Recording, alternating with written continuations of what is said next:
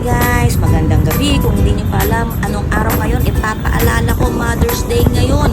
Kaya mag-celebrate tayo. At ito nga pala, kasama ko ang dalawa kong barkada. Dito kami mag-celebrate ng Mother's Day. At sana matuwa ka sa aming munting regalo, Nina. Let's go! offline class. Di ba si Kit Kat ano? Nakita mo yun. Pero di ba nila mandala ito? Flower ka to eh. Flower oh. Sabi ko sa kanya, look at them. Pakita mo kung ano to. Mother's Day. I told you. They take it seriously. May message dyan. Meron kang message dito sa labas mo. Sa pagkita. O flower, di ba? Naisip kayo. Nagkala kami sa kanya. It's Mother's Day.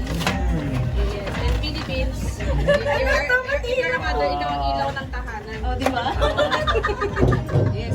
Mother in the Philippines is also called ilaw ng tahanan because they provide light for the house. That's why I will put this inside my new store because I have a chocolate store. That's my You are message yan. Ano? Para sa aming ilaw ng tahanan, mas lumiwanag ka pa. Maisip kayo. At ayun na nga, kitang-kita natin guys kung gaano siya natuwa sa kanyang natanggap na regalo galing sa amin. At dahil Mother's Day ngayon, ikaw pa rin ang taya sa dinner kahit kailan. No, in Japan. Yung flight school. Nakablik siya next year. Happy Mother's Day sa iyo ulit, tol. At salamat. Hanggang dito na lang guys. Ciao. Bye-bye.